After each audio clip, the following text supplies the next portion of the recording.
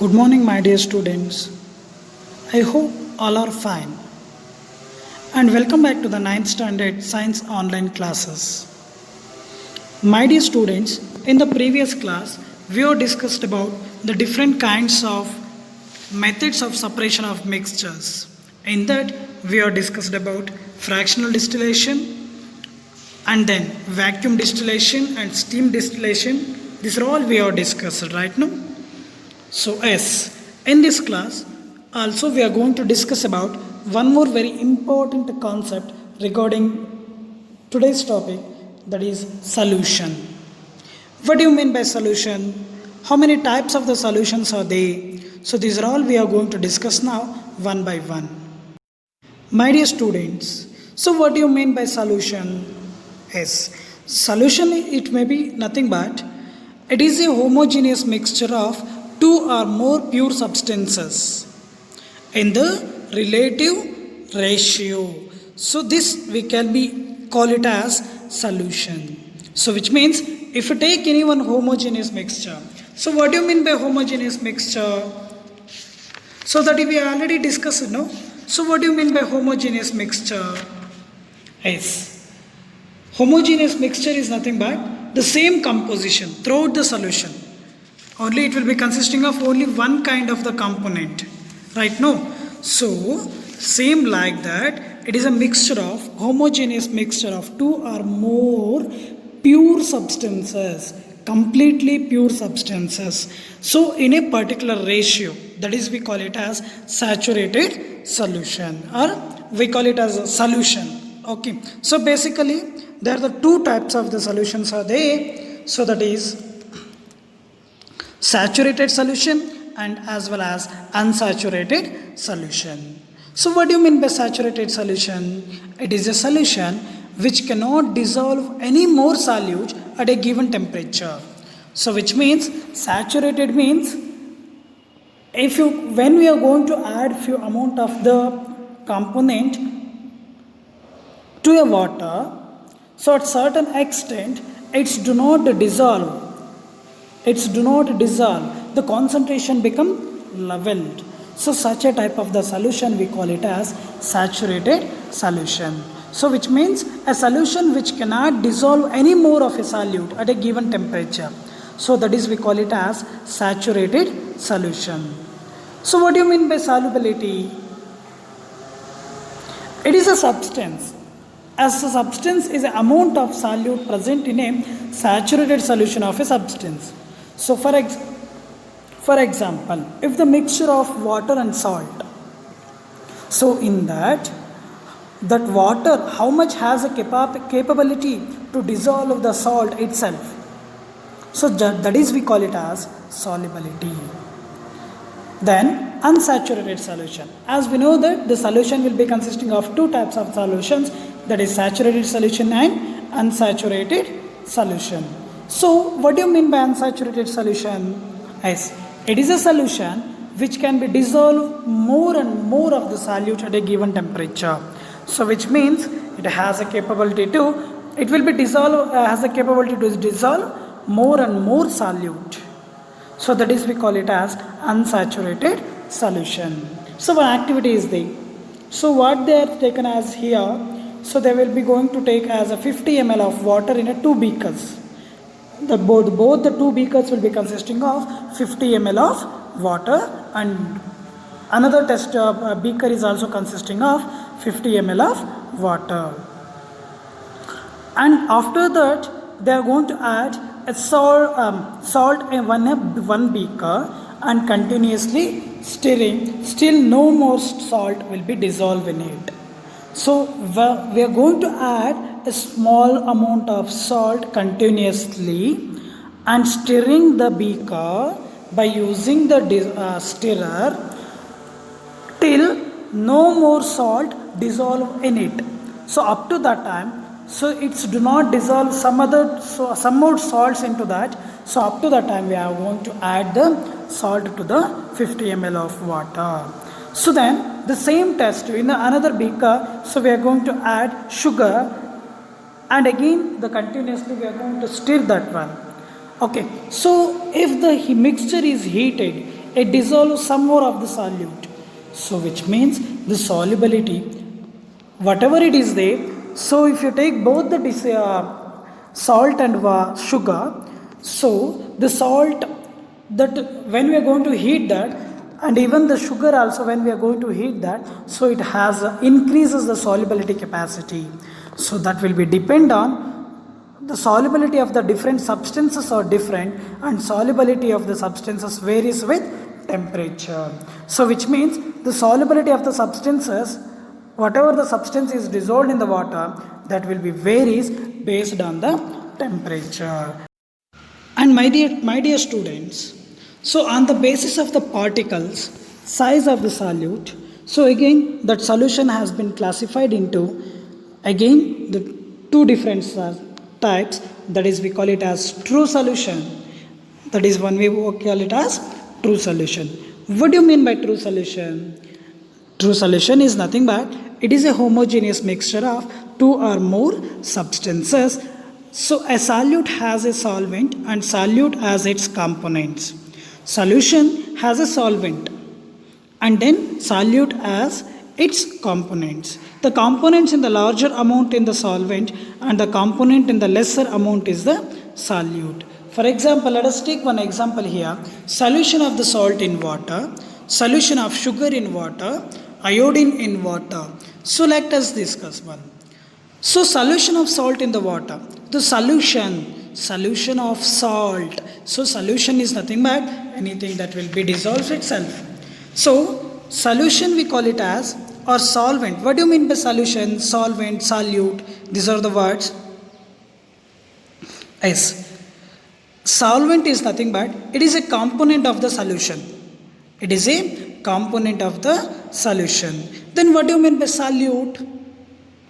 It is a component of solution which is present in relatively in a small quantity or small proportion.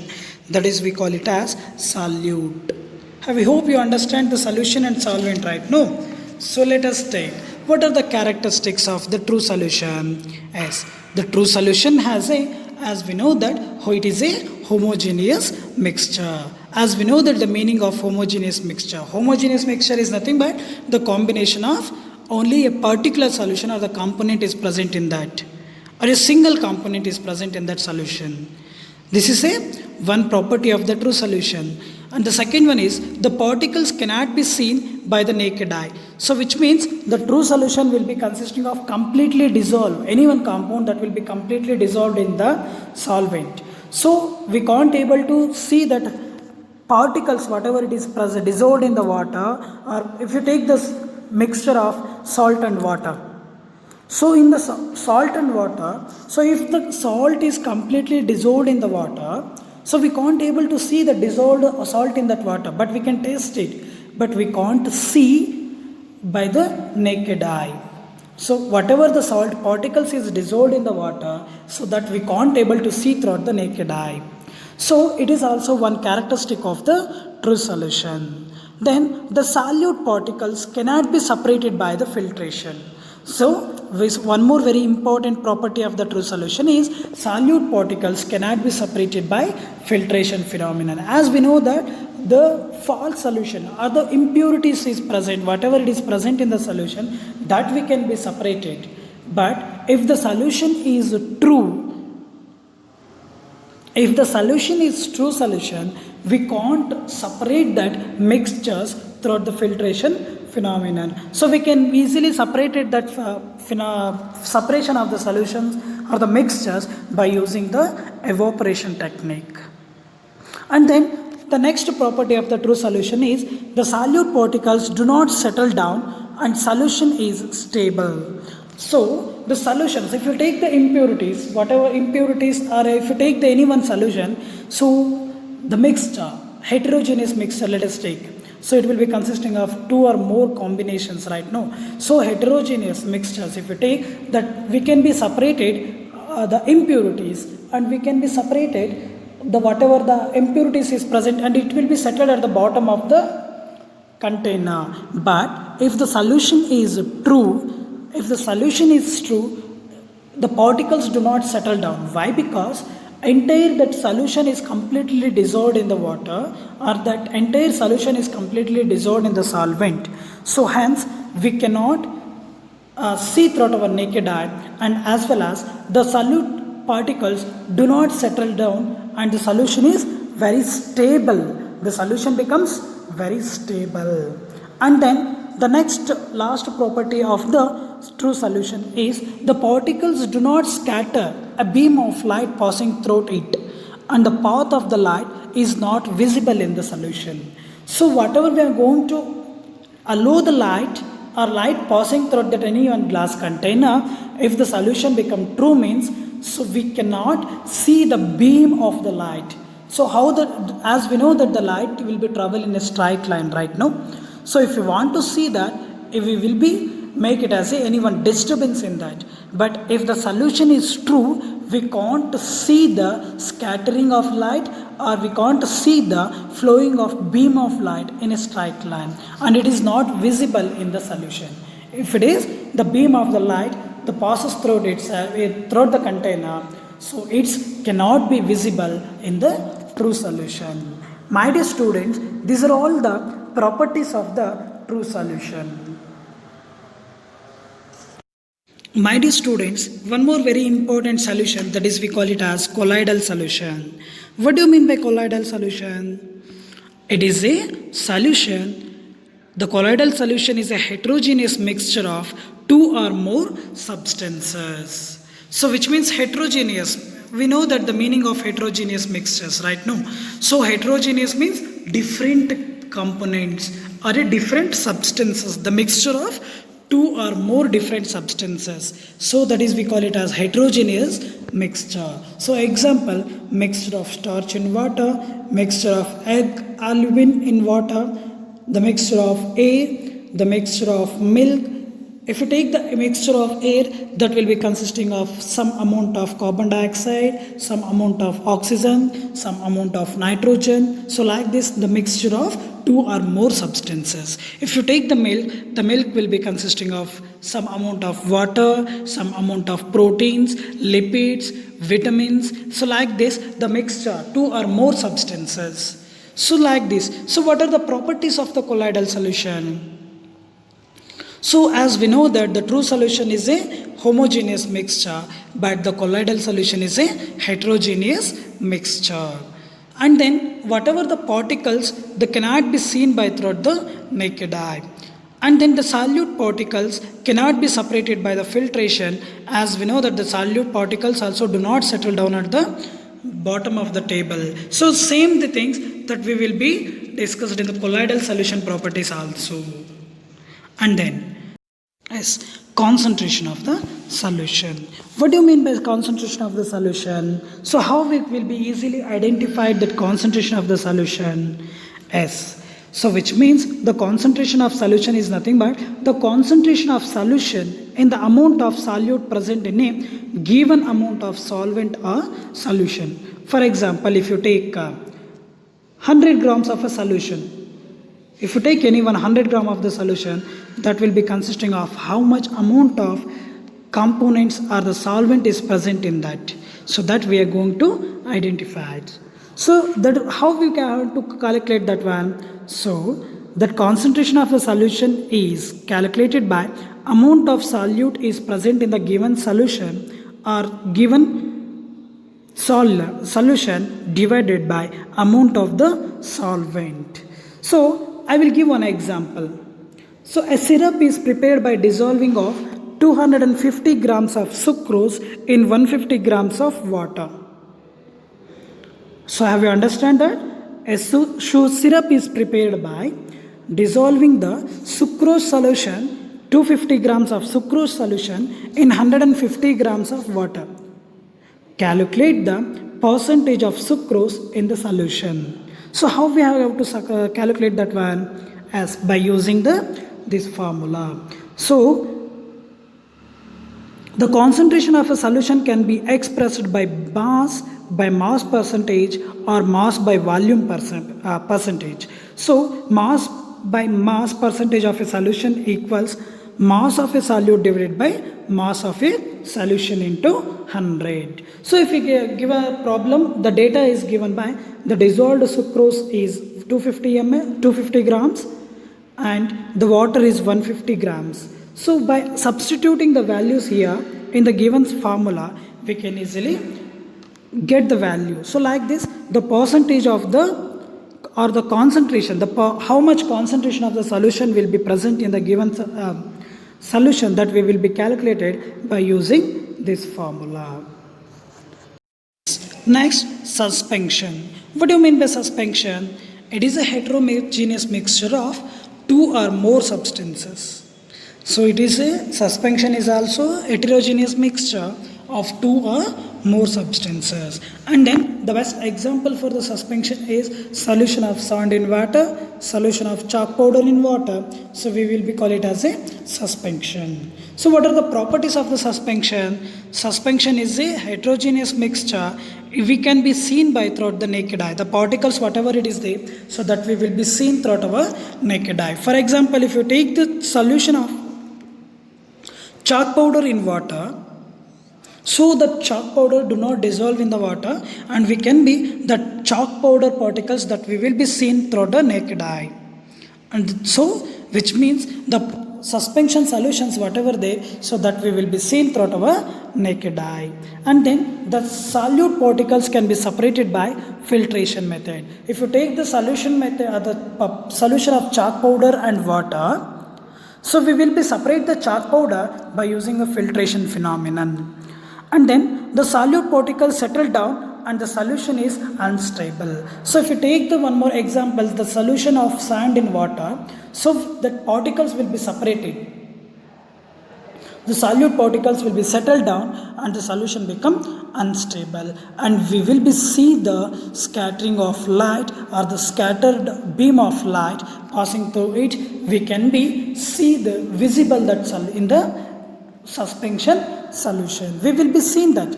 So in the whatever the true solution, we can't able to see the proper beam of light passing through itself. So but in the suspension, we will be see the proper beam of light is we can be visible throughout this suspension solution.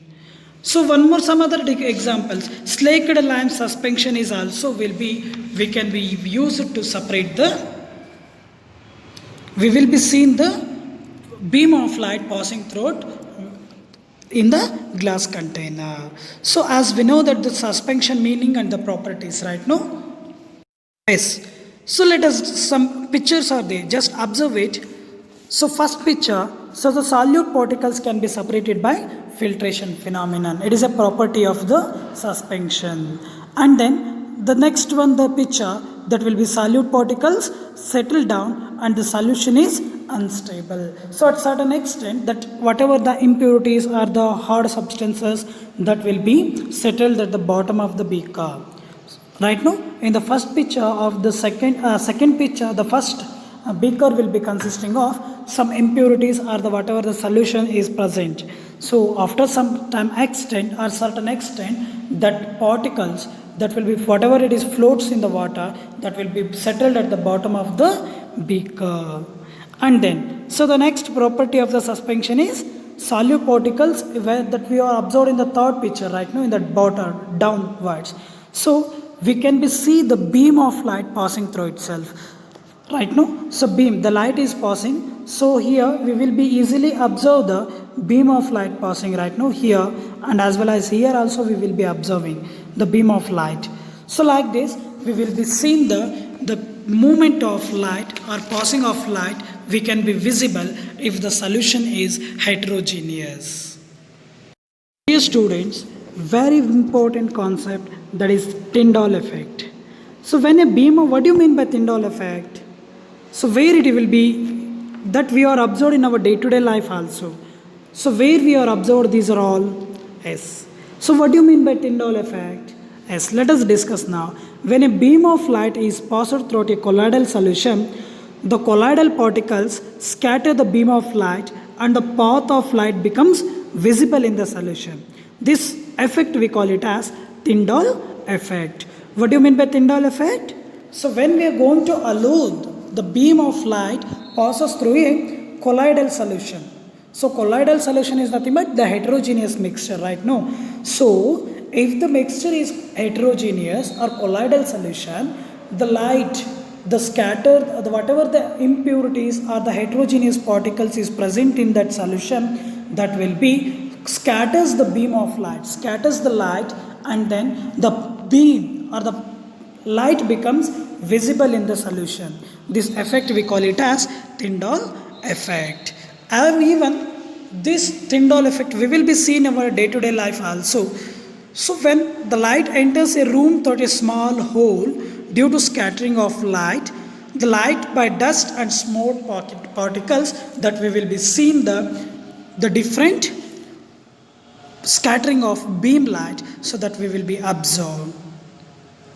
And then the Tyndall effect can be seen in the dense forest due to scattering of light by water droplets in the moisture. So that we will be, this Tyndall effect that will be occurs or it will be obtained in our day-to-day life every day. So the light is passed through a small hole, so that because of the dust particles and smoke particles, these smoke and dust particles will be scatters the light. So this scattering of light will be absorbed throughout our naked eye. This phenomenon we call it as Tyndall effect. So Tyndall effect is nothing but where the beam of light is passed in a colloidal solution or a heterogeneous mixture, so that mixture will be scatters the light. So that mixture will be scatters the light, so that the scattering of light that will be visible throughout the naked eye. So this effect we call it as Tyndall effect.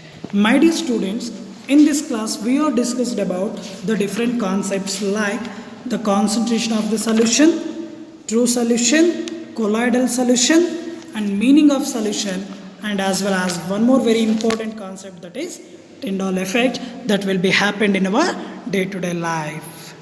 So I hope you understand these are all the concepts. Is there any clarifications regarding today's topic? You can contact me anytime.